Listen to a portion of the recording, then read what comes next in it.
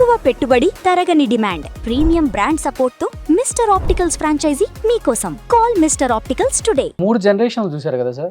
ఎన్టీఆర్ గారి జనరేషన్ చూశారు, తర్వాత బాలయ్య బాబు గారి జనరేషన్ చూశారు, తర్వాత జూనియర్ ఎన్టీఆర్ గారి జనరేషన్ చూశారు. ఈ 3 జనరేషన్లలో మీకు డిఫరెన్స్ ఏం కనిపించింది? మీరేం నేర్చుకున్నారు ఆ జనరేషన్ నుంచి ఈ జనరేషన్ వరకు? మీరేం నేర్పించారు?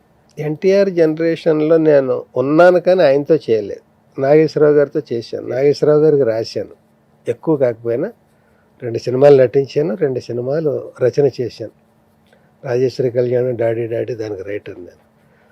అలాగా అంటే ఆ జనరేషన్లో ఉన్నట్టే. ఆయనకి రామారావు గారికి రాయలేకపోయినా కూడా ఆ జనరేషన్ చూసినట్టే కదా. తర్వాత జనరేషన్ నేను రైటర్గా ఉన్నప్పటిది నేను యాక్టర్గా మారింది. నేను జనరేషన్స్గా మలుచుకుంటే ఆ 2 కూడా నేను ఎంజాయ్ చేశాను. రైటర్గా నాదంటూ ఒక బ్రాండ్ క్రియేట్ చేసుకున్నాను. ఎల్బి శ్రీరామ్ డైలాగ్ ఇలా ఉంటుంది, లేదా ఈ డైలాగ్ ఎల్బి శ్రీరామే రాసి ఉంటాడు అనేది ఆ బ్రాండెడ్ అది చేసుకొని మంచి మంచి హిట్లు ఇచ్చాను, మంచి ఎంజాయ్ చేశాను, అప్రిషియేషన్స్ పొందాను. తర్వాత యాక్టర్గా మరి ఇన్ని డైలాగులు ఎంతమంది ఆర్టిస్టులకి రాస్తున్నాను, నాకు కూడా ఏమైనా రాసుకుంటే నేను ఆర్టిస్ట్గా టర్న్ అవ్వచ్చు కదా అని ఇక్కడ చాలు ఇంకా రైటర్గా అని ఎక్కడో అనిపిస్తుంది. చెప్పాను కదా నేను ఇంకా చాలు, నాకు నేనే అనుకుంటాను, ఎవరు అనరు చాలని. నేనే ఒక మలుపు తీసుకోవాలనుకుంటాను. అలా అనుకున్నప్పుడు ఇంకా యాక్టర్గా వెళ్తే ఎలా ఉంటుంది? అసలు సినిమా పరిశ్రమకి ఎవడైనా యాక్టర్గా అవ్వాలనే వస్తాడు. నేను స్టేజ్ మీద నా మీదే రోల్స్ రాసుకుని 10 కాంపిటీషన్స్లో 15 ఏళ్ళు నేను పోటీలకు వెళ్ళి ప్రైజులు కొట్టుకొచ్చిన వాడిని, యాక్టర్గా, డైరెక్టర్గా, రైటర్గా. అంత బ్యాక్గ్రౌండ్ ఉండి ఇక్కడ రైటర్గా వచ్చాను. వచ్చినందుకు 12 ఏళ్ళు నాకు అక్కడ అరెస్ట్ అయిపోయి ఉన్నాను. అరెస్ట్ అయిపోయి మళ్ళీ ఒక మలుపు రావాలి. నేను యాక్టర్ కూడా ఉన్నాడు వీళ్ళలో, వాడు పైకి రావాలి అనేది ఇంకోటి రావాలి, ఇంకో లేయర్. అది వచ్చింది. రైటర్గా ఎవరైతే నన్ను ఎంకరేజ్ చేసి అంత మా ఇద్దరు కాంబినేషను ఒక డిఫరెంట్ కాంబినేషన్గా పేరు తెచ్చుకున్నాం, అదే ఈవీవి గారి ద్వారా. ఆయన మొట్టమొదటి నిర్మాతగా తీసిన చాలా బాగుంది.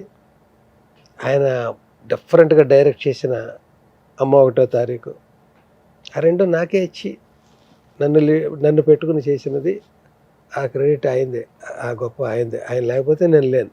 అందుకనే ఈవేళకి నేను ఆయన 500 సినిమాలు చేసిన ఆయన గురువుగా భావిస్తాను. అంటే నేను తర్వాత ఆయన దగ్గర నుంచి రైటర్గా వచ్చేసి యాక్టర్ అయ్యాక కూడా నన్ను ఇలాగా అమ్మ 1వ తారీఖు చాలా బాగుంది 2 సర్టిఫికెట్లతో వదిలేసాక ఇండస్ట్రీలో ఆయన తీసే మిగతా 40 సినిమాల్లో నాకు వేషాలు ఉన్నాయి కదా. నేను రైటర్గా ఉంటే 5 సినిమాలకే రాశాను ఎంత చేసి. తర్వాత నేను యాక్టర్ కాలేదు అనుకుందాం, మిగతా 40 సినిమాలు నేను ఆయన దగ్గర రాయట్లేదు కనుక నేను ఖాళీయే కదా. అవును. కానీ నేను తీసుకున్న మార్పుని ఆయన ఎంకరేజ్ చేసి అలా ట్రావెల్ చేసి నన్ను తీసుకెళ్ళాడు అట్లా. బట్ ఆ జనరేషన్తో పాటు ఇప్పుడున్న మా జనరేషన్ వాళ్ళు, అల్లు అర్జున్ కానీ, రామ్ చరణ్ కానీ డిఫరెంట్ రోల్స్ చేశారు వాళ్ళతో. నిజంగా ఆ సినిమాలో మీరు ఆ కాల్ లేని వ్యక్తిగా లాస్ట్ అలా పడతారు చూడండి, ఎవడు అబ్బా అసలుకి థియేటర్లో కళ్ళమ్మడి నీళ్ళు కారిపోతాయి. అసలు అంటే ఏమవుతుందంటే కామెడీ కూడా వస్తూ, లేకపోతే వేరే జోనర్స్ కూడా వస్తూ, అది కూడా ఉంటే నాకు బాగా హెల్ప్ అయ్యేది. ఇప్పుడు కూడా నేను ఉండేవాడిని, తప్పుకునేవాడిని కాదు. అంటే 30 సినిమాలు చేస్తున్నాం అనుకో ఏటికి, అందులో 20 సినిమాలు కామెడీ లేకపోతే ఇంకో డిఫరెంట్ రోల్స్ చేస్తూ 5ో 10ో ఇలాంటివి వచ్చినా కూడా వెర్సటాలిటీ కింద వస్తుంది అది. కానీ 30-50 సినిమాలు ఇస్తామంటే అదేమవుతుంది, బ్రాండెడ్ అవుతుంది. పలవంటరా ఎల్బి శ్రీరామన్ అన్నట్టు అవుతుంది. అది నేనెందుకు ఒప్పుకోవాలి? మీరు బ్రాండ్ ఇస్తే నేనెందుకు యాక్సెప్ట్ చేయాలి? ఇది దాన్ని కోపం అంటారా, అలక అంటారా, ఆత్మాభిమానం అంటారా, లేకపోతే కళాకారుడు ఎల్బి శ్రీరామ్ గారికి అలకుందా ఏమన్నా? అలకెందుకు? నాకు ఇంత అన్నం పెట్టి ఇంత గొప్పవాడిని చేసిన ఇండస్ట్రీ మీద అలకేంటి? నాకు నన్ను ఏమన్నా క్యారెక్టర్ల మీద అలక? క్యారెక్టర్ల మీద అలక. క్యారెక్టర్లు అంటే ఒకసారి ఏమవుతుందంటే కొందరు అడిగేవారు, ఏమో ఇంకా 50 పాత్రలు ఉంటాయి కదా, ఇంకొకటి ఇవ్వండి. జస్ట్ నాకు మా అల్లుడు వెరీ గుడ్లో పాత్రలు అంటే ఒక్క సీన్ ఇవ్వండి. వెరైటీ సన్మానాల చిటుకులు అనడం, బ్రహ్మానందం గారికి సన్మానం సౌండ్స్ చేస్తాను, లేకుండా. రారా వీపీ అని బ్యానర్ కడతాను. ఏంటయ్యా బుద్ధి లేకుండా నన్ను రారా అంటావు? అబ్బా రారా కాదండి, రారా స్వామి రారా. అందులో రారా వాడానండి. ఓకే. మ్యాటర్ ఉన్నాడు అయ్యో నువ్వు ఇలా అనిపించింది. చిటుకులు అని. ఏంటో ఎవరు రాలేదండి. మరి ఎలా వస్తారు? మేము 6 గంటల కంటే మీరు 3 గంటలకి ఆశగా వచ్చేసారు. చూడండి కుర్చీలు ఖాళీ కుర్చీలు అని ఇలాగ అన్ని రగ్గుకు బదులు ఇదని మీరు పెద్ద మనిషి అయ్యారు, చేప మీద కూర్చోం. ఒకటే 2 సీన్లు మరి ఇప్పటికీ రోజు వేస్తుంటారు అది ఏదో ఛానల్లో. సో ఇవి చేసింది ఎల్బి శ్రీరామే కదా. ప్యాథటిక్ వాళ్ళు ఏమనివ్వరంటే ఓకే మీకు కామెడీ క్యారెక్టర్ ఇస్తాం, మాకు ఈ క్యారెక్టర్ ఉంది సినిమాలో, ఇది ఎవరికి ఇమ్మంటారు చెప్పండి. ఓకే. మీరు కామెడీ ఇది 2 చేయగలరు, ఇది చేసేది ఎవరు చెప్పండి.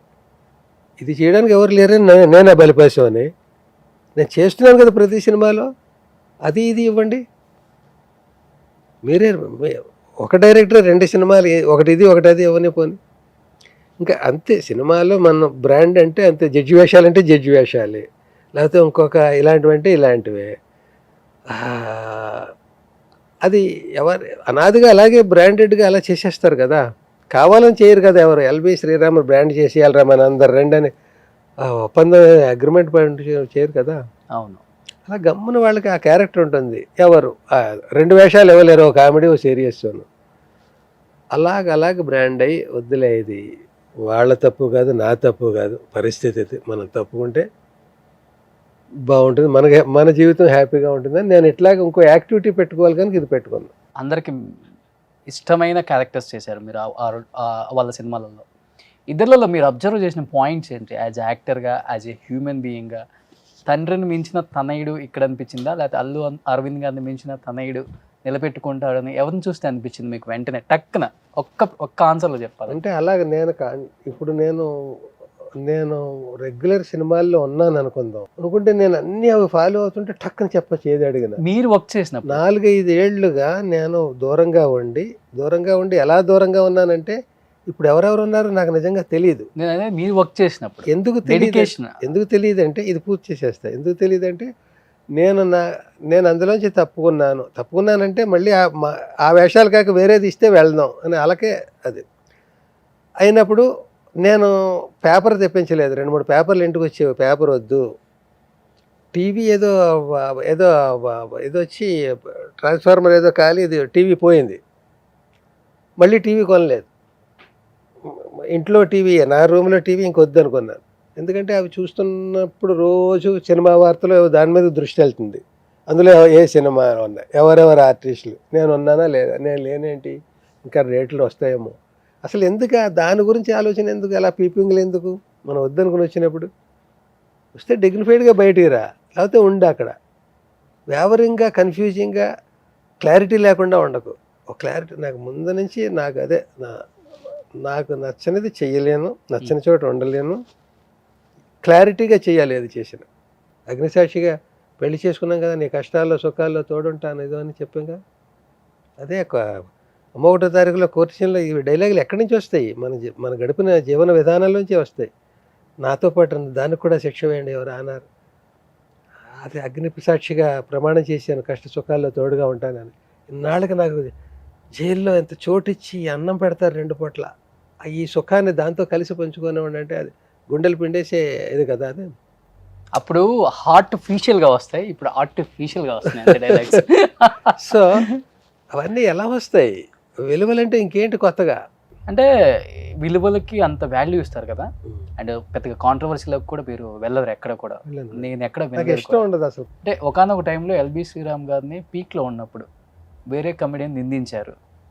సో ప్రత్యక్షంగానే పరోక్షంగానే? ప్రత్యక్షం కావచ్చు, పరోక్షం కావచ్చు, మీ మనసుకు తెలుసు అది.